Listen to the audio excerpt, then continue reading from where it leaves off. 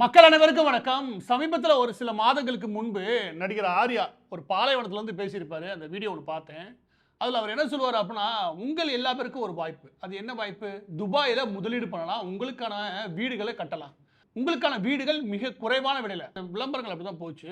அடுத்த சில வருடங்களையே இப்படியான துபாயில் முதலீடு பண்ணும்போது, ரியல் எஸ்டேட்டில் முதலீடு பண்ணும்போது, அந்த முதலீடு பல மடங்காக, பல நூறு மடங்காக கூடுறதுக்கான வாய்ப்புகள்லாம் இருக்குது.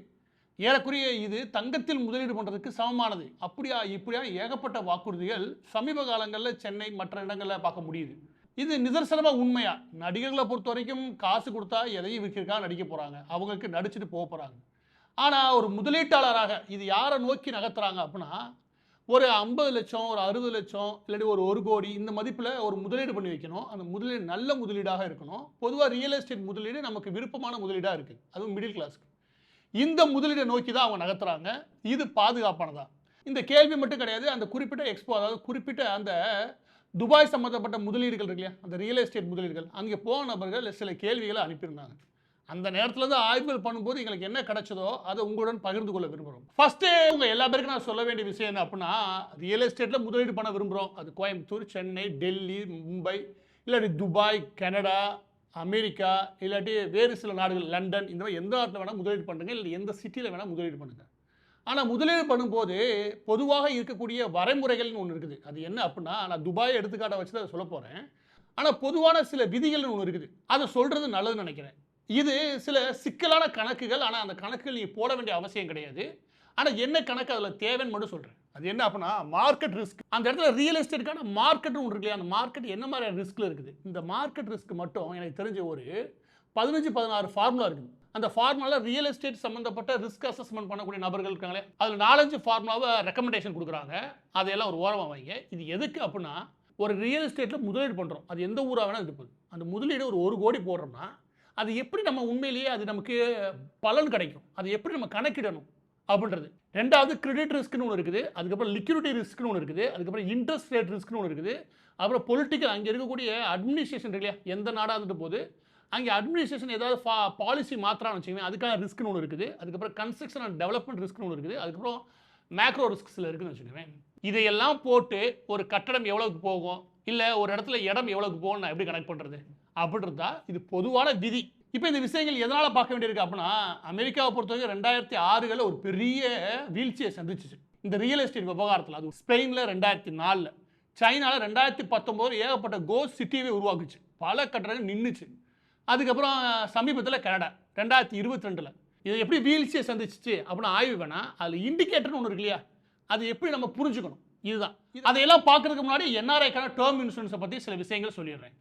வெளிநாட்டில் இருக்கக்கூடிய என்ஆர்ஐயை பொறுத்த வரைக்கும், அந்த மாதிரி என்ஆர்ஐயை வாழக்கூடிய மக்கள் அங்கே போய் தன்னுடைய குடும்பத்துக்கான பொருளாதார நிலைமையை முன்னேற்றுறது இல்லையா, அதில் தீவிரமாக கவனம் செலுத்தும் போது மிக கவனமாக இருக்க வேண்டிய விஷயம் டேர்ம் இன்சூரன்ஸ்.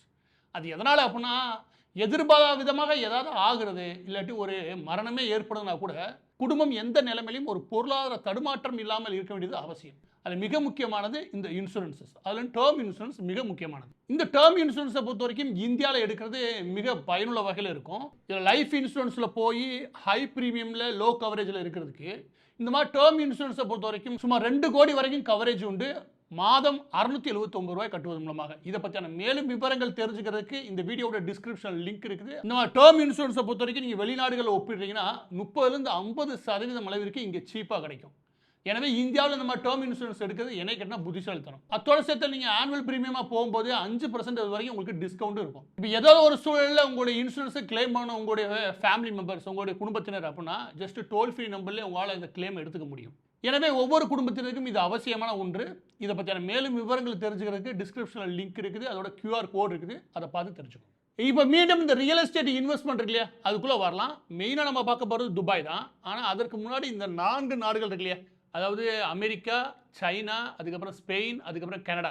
இந்த நாடுகளில் வெவ்வேறு காலங்களில் நடந்த அந்த ரியல் எஸ்டேட் ஒட்டுமொத்தமாக கொலாப்ஸ் ஆச்சு இல்லையா, அது எப்படி ஆச்சுன்ற விஷயத்தை நீங்கள் படித்தாலும் மட்டும்தான் ஒவ்வொரு சிட்டிலையும் எவ்வளோ கவனம் நமக்கு தேவைன்னு புரியும். இதை ஒரு கேஸ் ஸ்டடிக்காக வைக்கிறேன். ஏன் அப்படின்னா, லாஸ்ட்டாக அந்த சைனாலாம் 2019, அதாவது கோவிட் ஆரம்பிக்கிறதுக்கு முன்னாடியே அந்த ஒரு பெரிய வீழ்ச்சியை சந்திச்சாங்க. அதெல்லாம் சும்மா எவர் கிராண்டே ஒரு குரூப்னு ஒன்று, மிகப்பெரிய ரியல் எஸ்டேட் நிறுவனம் சைனாவில். அவங்க சுமார் 1400க்கும் மேற்பட்ட ப்ராஜெக்ட், சுமார் 6 லட்சம் யூனிட், 6 லட்சம் வீடுகள், ஒட்டு மொத்தமாக கட்டி பாதியில் முடிக்கப்படல கையை தூக்கிட்டான். முடிஞ்சிருச்சு, நானே திவால் ஆயிடுச்சு நிறுவனம். அது எதனால் நடந்துச்சு? மீளவே முடியாத நிலைமைக்கு ஒரு நிறுவனம், இவ்வளோ பெரிய நிறுவனம் விழுகிறதுக்கு காரணம் என்ன? எனவே இதெல்லாம் இண்டிகேட்டர்ஸ். இதெல்லாம் ஒழுங்காக கவனிச்சாதான் அதில் நம்ம முதலீடு கட்டா வைக்க முடியுமான்னு பார்க்க முடியும். எனவே துபாய் மட்டும் கிடையாது, எல்லா இடங்களும். நான் துபாயை எடுத்துக்காட்டு வச்சு சொல்கிறேன். ஏன்னா அது சமீபத்தில் சென்னை போன்ற நகரில், எனக்கு தெரிஞ்சு சென்னை மட்டும் கிடையாது, எனக்கு தெரிஞ்சு இந்தியா முழுவதும் இந்த துபாயில் இன்வெஸ்ட்மெண்ட் ஒரு பெரிய ஹைப் ஆகி எல்லா போட்டும் பரப்புறானுங்க. எனவே அதை பார்க்க வேண்டியது அவசியம். இப்போ நேரடியாக துபாயோடைய ரிஸ்க் அசஸ்மெண்ட் எப்படி நம்ம பார்க்குறது, அதாவது எப்படி எடை போடுறது. பொதுவாக இந்த 6 இண்டிகேட்டரை நீங்கள் கவனம் வச்சுக்கோங்க. 1 பிரைஸ் ஆக்சலரேஷன் ஒன்று இருக்கும், 2 கிரெடிட் க்ரௌத்னு ஒன்று இருக்கும், அதுக்கப்புறம் சப்ளை பைப்லைன் இருக்கு இல்லையா, அந்த சப்ளை பைப்லைனுக்கான ரிஸ்க்னு ஒன்று இருக்கும், ரெண்டல் சப்போர்ட்னு ஒன்று இருக்கும், ஸ்பெகுலேஷன் மார்க்கெட் எப்படி இருக்குன்னு பார்க்கும், அதுக்கப்புறம் லிக்விடிட்டி, இதை பற்றியான விஷயம் இருக்கும். இது ரொம்ப சிம்பிளாக சொல்லணும்னா அதோட விலை ஏற்றம் எந்த அளவுக்கு இருக்குது முதலாவது. அதுக்கு அடுத்து இருக்கிறது கிரெடிட் க்ரோத், அங்கே வீடு கட்டுவதற்கு இல்லாட்டி இந்த மாதிரி ரியல் எஸ்டேட் ப்ராஜெக்ட்ஸில் அதில் கிரெடிட் க்ரோத் எந்த அளவுக்கு இருக்குது சர்வதேச அளவில். அதுக்கப்புறம் சப்ளை பைப்லைன். இந்த சப்ளை பைப்லைன்றது இன்றைக்கி எவ்வளோ வீடு கட்டிக்கிட்டு இருக்காங்க, நேற்று எவ்வளோ கட்டி முடித்தாங்க, நாளைக்கு எவ்வளோ வீடு கட்டிக்கிட்டு இருக்காங்க, கட்டி மார்க்கெட்டுக்கு எவ்வளோ வரும், எதிர்காலத்தில் எவ்வளோ கட்டுறதுக்கான பிளானுக்கு அப்ரூவல் கொடுத்துருக்காங்க, யார் யாரெல்லாம் உள்ளே வந்துக்கிறீங்க, இது எல்லாம் சேர்த்து சப்ளை பைப்லைன். அதுக்கப்புறம் ரெண்டல் சப்போர்ட். ஒரு வீடு வாங்குகிறோம் இல்லாட்டி ஏதோ ஒரு ப்ராப்பர்ட்டி வாங்குகிறோம், அங்கே ரெண்டல் சப்போர்ட், அந்த ரெண்டல் ரேஷியோ எந்த அளவுக்கு கிடைக்கும், அது எந்த அளவுக்கு மார்க்கெட்டில் போய்கிட்டு இருக்கு. அதுக்கப்புறம் இன்வெஸ்டர்ஸ், அதில் முதலீடு செய்யக்கூடிய நபர்களுடைய தன்மை என்ன. இன்னைக்கு நிலைமையில துபாயில் முதலீடு பண்ணக்கூடிய நபர்களுடைய தன்மை என்னவா இருக்குன்னா ஸ்பெகுலேஷன். அப்படி எல்லா பேருக்கும் ஒரு கவர்ச்சியை உருவாக்கி வச்சிருக்காங்க. அந்த கவர்ச்சி அடிப்படையில் பின்னாடி எல்லாரும் ஓடுறாங்க. அது கவர்ச்சி மார்க்கெட்டாக இருக்கக்கூடாது, அதுலேயும் கவனம் தேவை. அப்போ முதலீடுகள் தீவிரமாக இருக்கும். ஆனால் என்ன ஆகுன்றது நம்பர்ஸ் வச்சு சொல்கிறேன். கடைசியாக இருக்க லிக்விடிட்டி, அதாவது எந்த அளவுக்கு மார்க்கெட்டில் வாங்கின ப்ராப்பர்ட்டி விற்க முடியும், இந்த விஷயங்கள் வச்சுக்கணும். இது எளிமையாக சொல்கிறேன், இதுக்குள்ளே ஏகப்பட்ட கணக்கு இருக்குது, திரும்ப சொல்கிறேன். இதெல்லாம் நான் சும்மா எளிமையாக சொல்லிட்டேன். ரொம்ப சிக்கலான கணக்குகள்னு வச்சுக்கோங்க. இதோடைய நம்பர்ஸை மட்டும் நீங்கள் கவனிக்கணும். அவுட் ஆஃப் 10க்கு 10க்கு எவ்வளோ மார்க் வாங்குது. துபாயை பொறுத்த வரைக்கும் இந்த ப்ரைஸ் ஆக்சலரேஷன் அவுட் ஆஃப் 10க்கு 9 ஏறப்பட உச்சத்தில் இருக்குது. எந்த சிட்டி எடுத்தாலும் சரி 9 வரவே பார்த்ததில்ல. இது 9, அதாவது 9 மார்க் வாங்கி நிற்கிது, உச்சத்தில் இருக்குது. அதுக்கடுத்து கிரெடிட் க்ரோத் பொறுத்த வரைக்கும் 7ல் இருக்குது அவுட் ஆஃப் 10க்கு. அதுக்கப்புறம் சப்ளை பைப்லைன் இருக்குல்ல, அது 8ல் இருக்குது. இது எல்லாமே உண்மையிலே அதிகம். அதுக்கடுத்து இந்த ரெண்டல் சப்போர்ட் இருக்குல்ல, அது 5ல் இருக்குது. இதுதான் சரியான லெவலில் போயிட்டு இருக்கு. அதுக்கடுத்து இன்வெஸ்டர்ஸ் அண்ட் ஸ்பெகுலேஷன் இருக்கு இல்லையா, இதனால் தீவிரமாக முதலீடுகள் இருக்கானா எல்லா பக்கத்தும் துபாயில் முதலீடு பண்ணுறதுக்கு ஆர்வம் காட்டுறாங்க, இந்த மாதிரியான விளம்பரங்கள் மூலமாக இல்லாட்டி கவர்ச்சியின் மூலமாக. கடைசியாக இருக்க லிக்விடிட்டி 7 இருக்குன்னு வச்சுக்கோங்க. இது 10க்கு 7 இருக்குது 8 இருக்குன்னு நினச்சி சந்தோஷப்படுறாங்க. இது வந்து உண்மையிலே என்னவா இருக்கணும் அப்படின்னா, இது ஒட்டுமொத்தோடைய ஆவரேஜ் இருக்குல்ல, அது 5க்கு கீழே இருக்கும். அது ஏன் அப்படின்னா மார்க்கெட் உச்சத்துக்கு போயிடுச்சு, இதுக்கப்புறம் சரியான வீழ்ச்சியை தொடங்கும் இல்லாட்டி குறைவான வீழ்ச்சியை தொடங்கும், இந்த மாதிரி தான் கணிக்கப்படுது. எல்லோராலையும் சொல்லக்கூடிய விஷயம் என்ன அப்படின்னா, இது 5க்கு மேலே போகவே கூடாது. 6ன்றது ஓரளவுக்கு ஏற்றுக்கலாம், 7 தொட்டுட்டா ரிஸ்க், ஹை ரிஸ்க்குன்னே ஒத்துக்கணும்.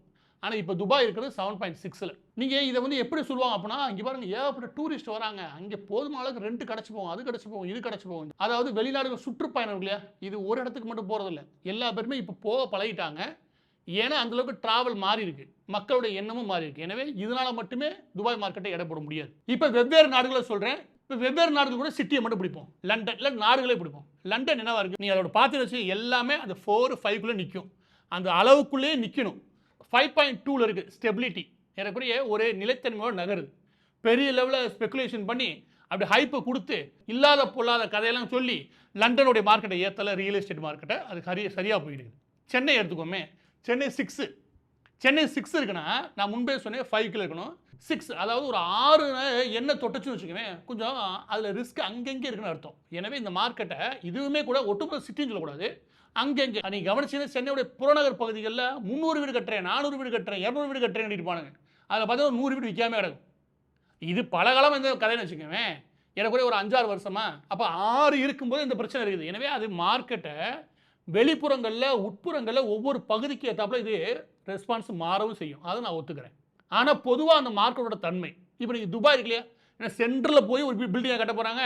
எனக்கு தெரிஞ்சு சொல்கிற எல்லா பேருமே, வாக்குறுதி கொடுக்குற எல்லா பேருமே சிட்டிக்கு வெளியில் எங்கேயோ புழுதி புயல் அடிக்கும்ல, அந்த பகுதியை பார்த்து இடம் பிடிச்சி வச்சுருக்கான்னு நினைக்கிறேன். எனவே எந்த இடத்துல கட்ட போகிறான்ற ரிஸ்க்கும் முக்கியமானது. இந்த மார்க் இருக்குல்ல, ஒட்டுமொத்த சிட்டிக்குமானது கிடையாது. எனவே இது சென்னைக்கானது. ஒட்டுமொத்த அமெரிக்காவுக்கு எடுத்துக்குவோம். 2006ல் நான் 2006க்கு போகிறேன். இப்போ 2006ல் அமெரிக்கா விழுந்துச்சுல, அப்போ இந்த நம்பர் என்ன சொல்லுச்சு அப்படின்னா 8.5 சொல்லுச்சு. 8.5 உறுதியாக விழுகுது. அந்த காலகட்டத்திலையும் இதே மாதிரி தான். அமெரிக்காவில் போய் இடம் வாங்கணும், அமெரிக்காவில் போய் அது போகணும், அமெரிக்கா முதலீடுகளில் அது ரியல் எஸ்டேட்டில் முதலீடு பண்ணணும். ரியல் எஸ்டேட் முதலீடு பண்ணால் தோல்வியே கிடையாதுப்பா, இந்த மாதிரி கிளப்பி விட்டுருந்தானுங்க 2006-5களில். 2002லேருந்து இந்த கதை ஓடுச்சு. 2000ஆல ஒட்டுமொத்தமாக விழுந்துச்சு. அது அமெரிக்க சந்தையை மட்டும் கிடையாது, அந்த நாட்டை பெரும் பாதிப்புக்குள்ளாக்குச்சு. அந்த நேரத்தில் வேலை வாய்ப்புகள் இல்லையா, அது கொடூரமாக பாதிக்கப்பட்டுச்சுன்னு வச்சுக்கோங்க. இது 2006ல். கனடாவை பொறுத்தவரை 2022 இப்போ 7.8 தொட்டுச்சு, காலி. அதுவும் அதே தான். சமீப காலங்களில் ஒரு 8 வருஷத்துக்கு மேலே கனடா மீது இருக்கக்கூடிய மோகம் இருக்கு இல்லையா, அது தீவிரமாக அதிகமாச்சு. அதன் விளைவாக அது 7.8 தொட்டுச்சு. அங்கேயும் போய் ரியல் எஸ்டேட் முதலீடு இருக்கு இல்லையா, அது தீவிரமாக அதிகமாச்சுல, அதனால வந்த வினை. இப்போ துபாய் 7.6 தொட்டிருக்கு. எனவே இது ஒரு இண்டிகேட்டர், நமக்கு ஒரு ஃபிளாக், அதாவது ஒரு சின்னதாக நமக்கு கூடுதல் கவனத்தோட இருங்கன்னு சொல்லுதே ஒழிய நிச்சயம் விழுங்குன்னு அர்த்தம் ஆகாது. ஆனால் அதே நேரம் நீங்கள் இந்த மாதிரி வாக்குறுதிகள் கொடுக்கக்கூடிய நிறுவனங்கள் இல்லையா, அந்த நிறுவனங்கள் எந்த இடத்துல தங்களுடைய ப்ராஜெக்டை இன்வெஸ்ட்மெண்ட் கொண்டு போகிறாங்க, அந்த இடம் தகுதியான இடமா, அது இடத்துல நம்ம போடும்போது எந்த அளவுக்கு அதில் ரிஸ்க் இருக்குன்ற விஷயத்த இந்த ஃப்ளாகை வச்சு ஓரளவுக்கு நம்ம கணிக்க முடியும். எனவே துபாய் அப்படின்னு சொன்னோடனே ஓடி போய் விழுகிறது இல்லையா, இப்படியா இல்லாமல் எந்த நகரமாக இருந்தாலும் சரி இந்த மாதிரி இண்டிகேட்டர் இல்லையா, கொஞ்சம் ஆய்வு பண்ண பழகுங்க. இல்லையா, இல்லை கூடுதலான ஆய்வு பண்ணுறேன்னா நான் முதல் சொன்ன அந்த ரிஸ்க்கை எல்லாம் எடுத்து அது எப்படி கால்குலேட் பண்ணுறாங்கன்னு தேடி அதை கூடுதல் கவனம் செலுத்தினு வச்சுக்கோங்க. நிச்சயம் சொல்கிறேன், இந்த ரியல் எஸ்டேட் இல்லையா, அது சரியாக புத்திசாலித்தனமாக முதலீடு செய்ய முடியும். எனவே அந்த நடிகர் வந்து பேசிட்டார், அந்த நகரத்தில் நமக்கு ஒரு வீடு கிடைக்க போகுது, துபாயிலே நான் ஒரு வீடு வச்சுருக்கேன், இந்த பெருமையெல்லாம் அம்பானி அதானி வச்சுக்கட்டும், மிடில் கிளாஸ்க்கு தேவையில்லாத வேலை. பதிவோட இறுதியாக இன்னைக்கு டேர்ம் இன்சூரன்ஸ், என்ஆர்ஐக்கான டேர்ம் இன்சூரன்ஸ் எவ்வளோ முக்கியமானதுன்னு பார்த்தோம். அதில் லோ ப்ரீமியமில் எவ்வளோ கவரேஜஸ், நல்ல நல்ல கவரேஜ் இருக்குன்ற விஷயங்கள் தெரிஞ்சுக்கிறதுக்கு இந்த வீடியோட டிஸ்கிரிப்ஷன் லிங்க் இருக்குது, QR கோட் இருக்குது, தெரிஞ்சுக்கணும்.